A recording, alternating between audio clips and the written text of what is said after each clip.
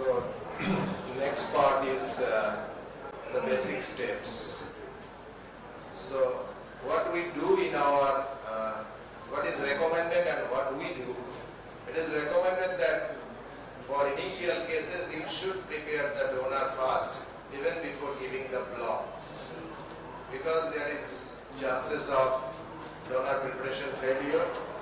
So you may need to, if you have backup tissue, it is good, you can go with the second tissue, or you may have to postpone the surgery. It happens sometimes. But what we do, we usually do the donor preparation during the surgery itself. We do the basic steps of recipient preparation first, then in between we do the donor preparation. That is actually to save the time. So the pre-op preparation is same. So dilatation is required for total procedure. Surgery time initially is like 50 to 60 minutes, but with time you can reduce it to less than 30 minutes, and only DMEK it is less than 20 minutes, including the preparation time. So we always recommend that you should keep optical quality tissue standby for first few cases, so you should not feel bad that you are postponing a case. So as already told, that case selection is almost similar. Donor preparation is different in two different techniques, but the main incision in DMEK is it is between 2.4 to 3.2 millimeter.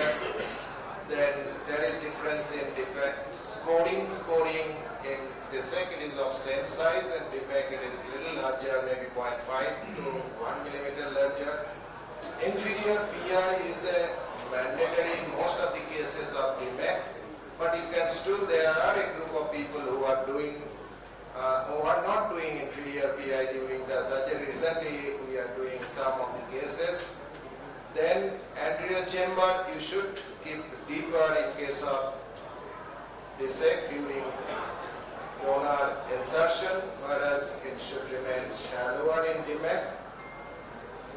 Then graft transfer, it is easy in DSEK. There are several procedures, but DMEK, it is little difficult and always by injector system.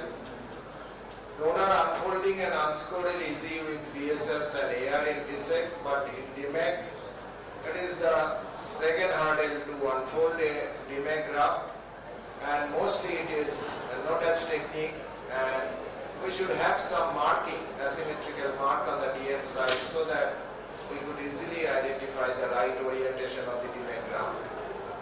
Donor centration, DSEK is easier, but DMEK it is difficult, and sometimes you should not attempt to make it perfect center.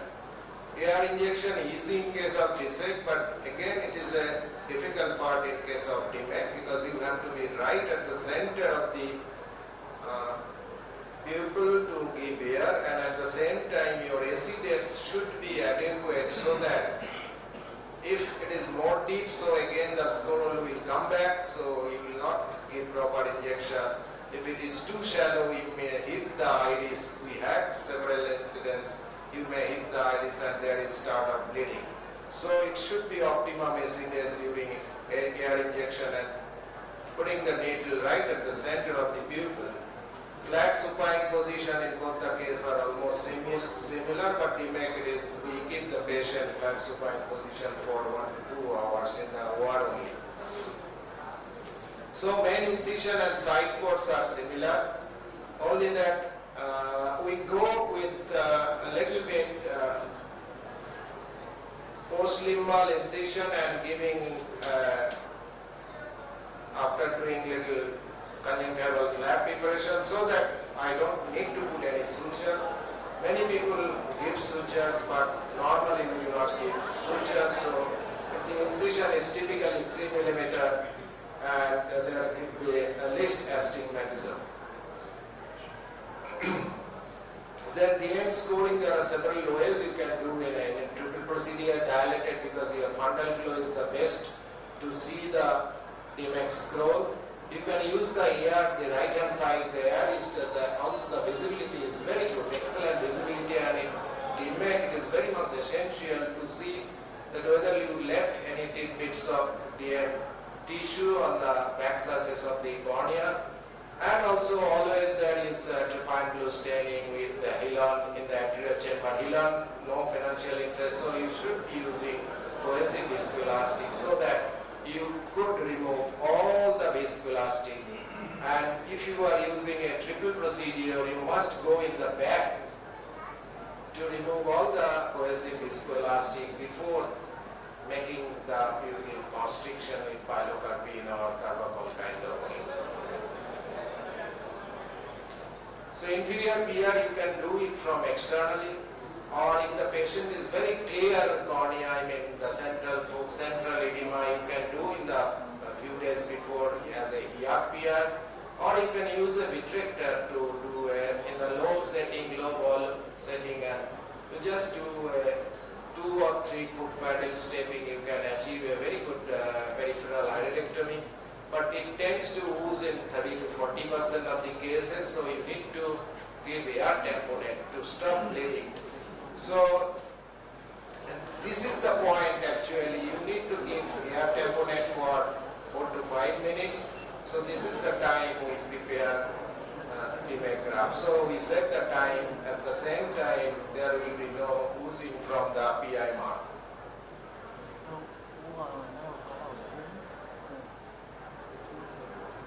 So sometimes you see that bleeding happens profusely, and you need to be very careful that bleeding, you see it on the back of the IOL, the bleeding is coming. So you need to give more time for AR tamponade in these cases. So sometimes it is not advisable, and people who are on anticoagulants, especially the novel anticoagulants, you must be very, very cautious about doing PI. Then donor transfer and insertion technique. Donor transfer, there are several kind of injector system available. So some are plastic, some are glass. You know that modified Jones tube, pen pipette, guided cannula is there, and also there are IOL curties or ICL curties or endoject injectors are there. Concept of endo in or endo out, pull through technique, and there are some like DMEK endoglide is also there. So my view is that some techniques are easy, some are difficult, some techniques may be better in terms of endothelial cell loss. Glass cannula, what the literature available, may be slightly better than plastic, but probably the principle remains same in most of the cases.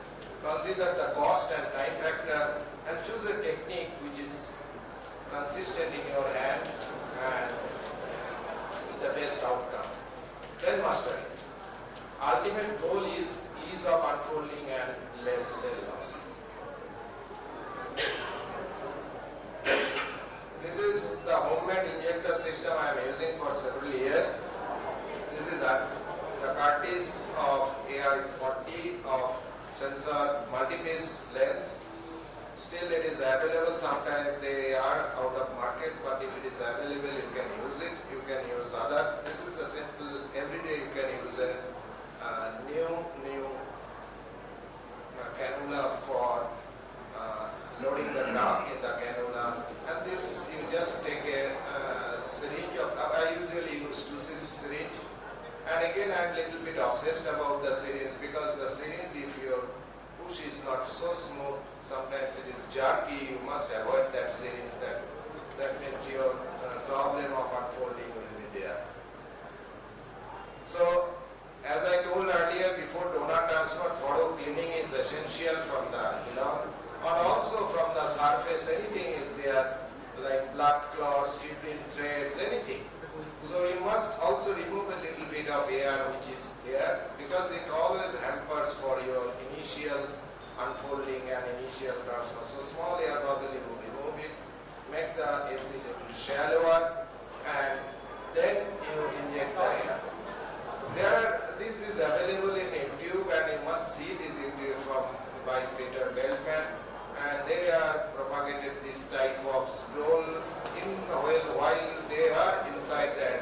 chamber, but we see it differently from the outer side. When in the petri dish, I see the type of scroll, like on the extreme right, you see the very tight scroll, whereas in the below it, there is no scroll, it is a flat DM. So in each case, the property of unfolding is different in each case, so you need to know. And there are little, I always try to see the S mark, and you can also see the open up. So anyway, whatever you have practiced, you can do the. So you will try to see the S mark within the cartridge, and accordingly, so what is this appearance? Accordingly, you go in and put the. We always inject with the bevel down position of the cartridge, and if it is the open up position, or if you could see the S is the right position, so just open it. It just open it very nicely, and by few strokes, and from the side port, the migration of fluid also open it very nicely. So in few stroke, and then you have to check the S whether it is right or wrong. It is just like opposite. You go in and you rotate the cartridge inside, and again you will try to see the open up side, and again with the stroke of your simple cannula, or one cannula, one iris repositor, two iris repositor, two cannula, you can give little layer, and you try to see the S is where and correct orientation or not. So check always the air bubble in the cartridge, and you see that there is a tendency to eject out of the graft. So there should not be air bubble in the cartridge while injecting it, and then if it is there, you first remove the air bubble, then you make it let it pass through. So release fluid while injecting. This is also important. As Rajesh has a very good video, he will show it. So while injecting, you can feel there is a build-up of pressure in the anterior chamber. So eject some fluid from the side port, your left hand is free, so left hand side port.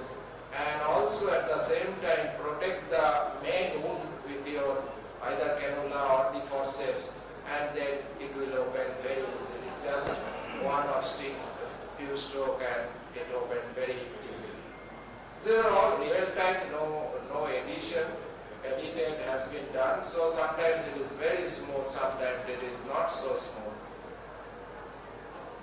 See that this is the perfect scroll, as I was saying, that open up, the V open up. So these are the scroll. Unfolding can be done very quietly with releasing of fluid only. You don't need to tap. Fluid releasing from two sides. You see the graft is opening. So it is basically opens up like this, and when it's opening, just roll it, no tapping movement here. You see that it opens up, and when you are doing much more and more, then you know that you are in perfect position. Even without S mark, you can be sure in most of the cases that you are in a right position. So this is also like if you see that sometimes it opens like this, there is a little gap.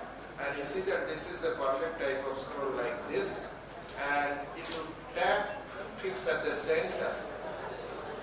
So you tap at the center, so it will open both sides. So you just press at the center, one side you just open it like that. So the configuration of the DMEK scroll inside the anterior chamber will tell you how your tapping movement or side port ingression of fluid, which side port you will be utilizing. I am doing it from the head end side, so my technique is little different from other techniques. Most of the surgeons are doing from the temporal side. So this is also like that. And if it is just reverse, ulta ho gaya, then you have to see how this thing is getting reverse, and you can see the S. So keep your eyes very closely and try to see the S. And when you see that yes, it is in a reverse direction, and then you try to give little movement, just flip the thing. You said the slow movement, there is a flipping of the graft, and the graft is now in a right direction, so it is opens up with orientation is the same. So you have to be very careful and very slow, so that you should not depend the anterior chamber very much, otherwise there will be again formation of scroll. This is sometimes happens, like you see that it opens, and while you are injecting, you can see that how the endothelial side is behaving, and when it is see, you fix the free end, or you can pin with a iris depositor or a cannula, and then you just, that movement to other side is sometimes difficult. You need to shallow the anterior chamber, and you see the AS is visible and your direction is perfect. So there are many kinds of folds you will see always in DMEK scroll. Not always you will get the same scroll, but Rajesh will say there are some tricks that you can always, most of the time you can predict your scroll type. Sometimes it is just again the whole thing is reversed, so you have to flip the thing. Flipping, so you inject the fluid PSS from one side port, make the AC little shallower area, and you inject, and your injection of fluid, direction of fluid towards the iris, so that it rolls like this.